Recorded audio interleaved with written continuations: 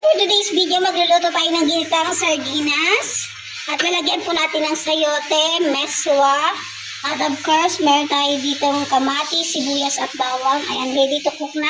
Tara guys, samahan niyo ako. Let's do cooking!